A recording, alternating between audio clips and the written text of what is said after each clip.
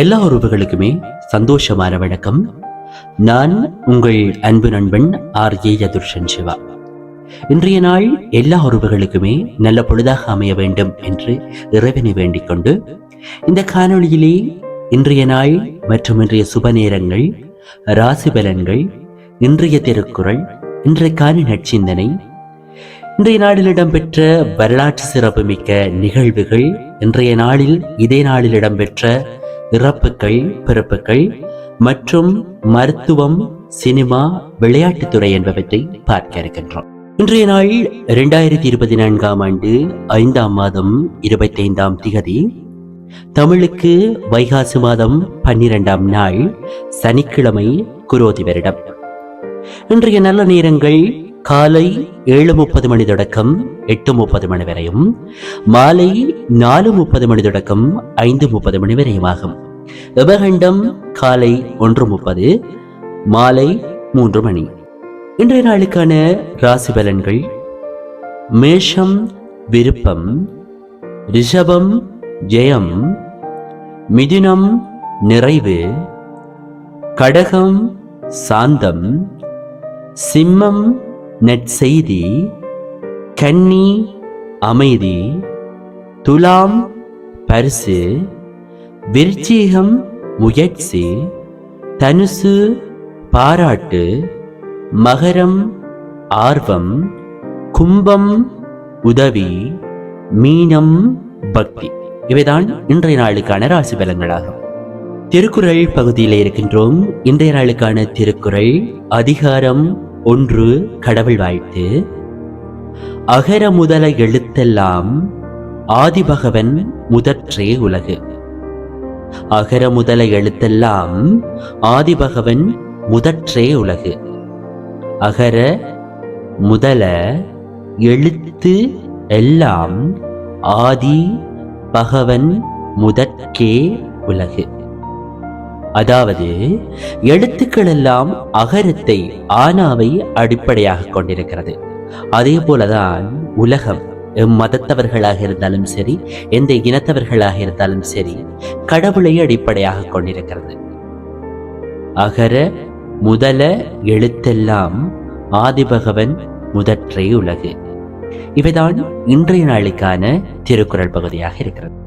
அடுத்ததாக நற்சிந்தனை பகுதியில் இருக்கின்றோம். இன்றைய நாளுக்கான நற்சிந்தனை துளி: சேமித்த பணம் வறுமையில் பயனளிக்கும், சேர்த்து வைத்த புண்ணியமோ மறுமையிலும் துணை நிற்கும். சேமித்து வைத்த பணம் வறுமையில் பயனளிக்கும். அதாவது நாங்கள் சிறுக சிறுக சேமித்து வைத்த பணங்கள் ஏதோ ஒரு விதத்திலே, நாங்கள் கஷ்டப்படுகின்ற நேரத்திலே அது எங்களுக்கு ஏதோ ஒரு விதத்திலே எங்களுக்கு பயனளிக்கக்கூடியது போல இருக்கும். அதே போல நாங்கள் சேர்த்து வைத்த புண்ணியமோ, நாங்கள் செய்கின்ற நன்மைகள் மறுமையிலும் அடுத்த பிறவியிலையும் நாங்கள் நல்ல பிறவிகளாக பிறப்பதற்கு அல்லது சொர்க்கலோகத்துக்கு செல்வதற்கு துணை நிற்கும் அப்படின்னு சொல்லப்படுகிறது. சேமித்த பணம் வறுமையிலும் பயனளிக்கும், சேர்த்து வைத்த புண்ணியமோ மறுமையிலும் துணை நிற்கும். இதுதான் இன்றைய நாளுக்கான நற்சிந்தனை துளியாக இருக்கிறது. இன்றைய நாளுக்கான வரலாற்று நிகழ்வு பகுதியில் இருக்கின்றோம். இன்றைய நாள் மே 25. இதே நாட்களில் கடந்த வருடம் இடம்பெற்ற நிகழ்வுகள்: 1812ஆம் ஆண்டு இங்கிலாந்தில் ஐரோ என்ற இடத்தில் இடம்பெற்ற சுரங்க வெடி விபத்தில் 96 பேர் இதே நாளில் தான் இறந்திருக்கிறார்களாம். 1837ஆம் ஆண்டு கனடாவில் கியூபெக் மாநிலத்தில் பிரித்தானியாவின் ஆட்சிக்கு எதிராக நாட்டுப்பற்றாளர்கள் கிளர்ச்சியில் ஈடுபட்டதும் இதே நாளில் தான் இடம்பெற்றிருக்கிறது. அது மட்டுமில்லாமல் 1914ஆம் ஆண்டு அயர்லாந்து அதிகாரம் வழங்கும் சட்டம் மூலம் ஐக்கிய ராச்சியத்தின் மக்களவை ஏற்றுக்கொள்ளப்பட்டதும் இதே நாளில் தான் இடம்பெற்றிருக்கிறது.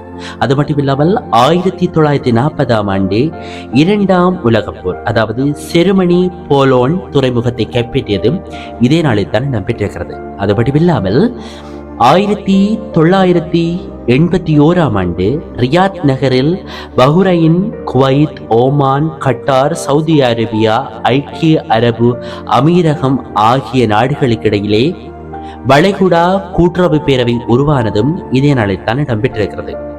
1985 ஆண்டு பங்களாதேசத்தில் இடம்பெற்ற சூறாவளியினால் 10,000க்கும் மேற்பட்டோர் உயிரிழந்தமையும் இதே நாளில் தான் இடம்பெற்றிருக்கிறது.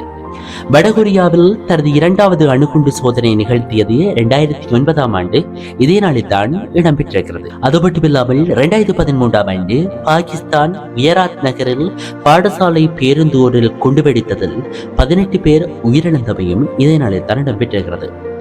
அதேபோல இன்றைய நாளில் இடம்பெற்ற சிறப்பு பிறப்புகள் என்னவென்று சொன்னால் 1939 ஆண்டு தமிழ் திரைப்பட நடிகர் நகைச்சுவை நடிகரான கவுண்டமணி அவர்கள் இதே நாளில் தான் பிறந்திருக்கிறார். அதே போல இந்தியாவினுடைய நடிகர் மற்றும் அரசியல்வாதி முரளி அவர்கள் 1954 ஆண்டு இதே நாளில் பிறந்திருக்கின்றார். அதே போல கார்த்திக் தமிழகத்தினுடைய திரைப்பட நடிகர் இதே நாளில் 1977 ஆண்டே பிறந்திருக்கின்றார்.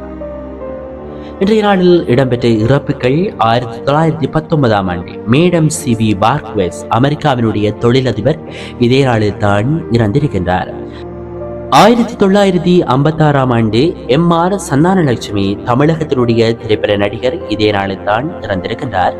அது மட்டுமில்லாமல் 2013 ஆண்டு தமிழ் திரைப்பட பாடகரான DM சௌந்தரராயன் அவர்களும் இதே நாளில் தான் இயற்கையை எய்திருக்கிறார்.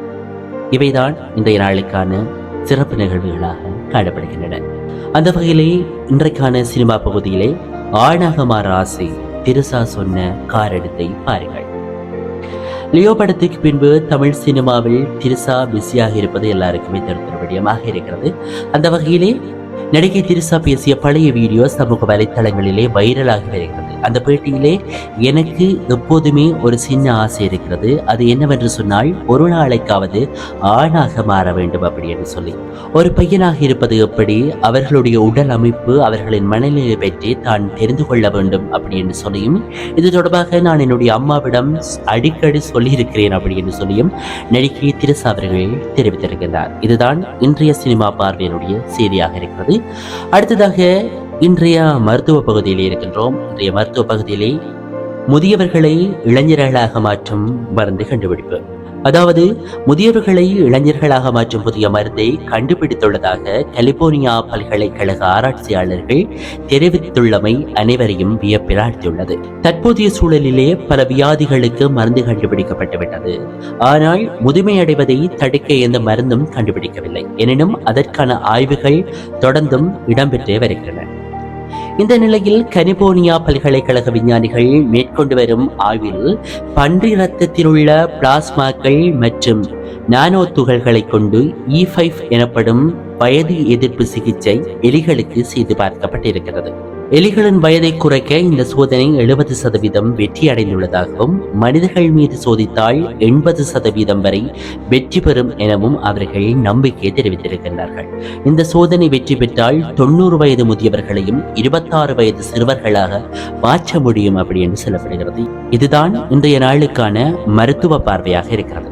அடுத்ததாக இன்றைய நாளுக்கான விளையாட்டு பகுதியிலே இருக்கின்றோம். அந்த வகையிலே விசா தாமதத்துக்கு பிறகு உலகக்கோப்பை அணியில் இணைந்துள்ள இலங்கை வீரர்கள் என்ற தலைப்பிலே ஒரு செய்தி ஒன்று கிடைக்கப்பட்டிருக்கிறது.